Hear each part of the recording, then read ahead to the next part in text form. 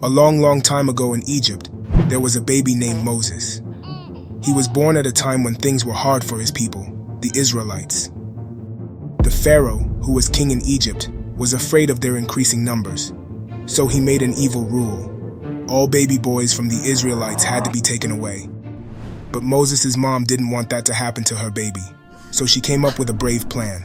She put Moses in a basket and gently placed it among the reeds along the Nile River. The Pharaoh's daughter found the basket while she was bathing in the river. She felt sorry for the crying baby and decided to take care of him. So Moses grew up in the Pharaoh's palace like a prince of Egypt, even though he was really an Israelite. When Moses got older, he saw how badly the Pharaoh was treating the Israelites. They were forced to work hard and were often beaten.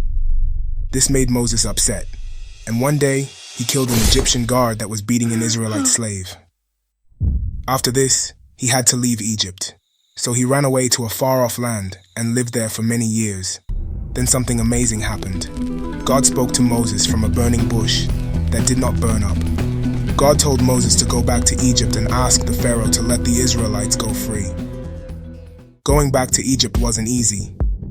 The Pharaoh didn't want to listen to Moses, so God sent 10 plagues to convince the Pharaoh. There were frogs everywhere, bugs, and even darkness during the day. Finally, after the last and saddest plague, the Pharaoh agreed to let the Israelite people free. Moses led the Israelites out of Egypt, but their journey wasn't over. When they got to the Red Sea, the Pharaoh changed his mind and came after them with his army. But Moses trusted God. He stretched out his hand, and something incredible happened.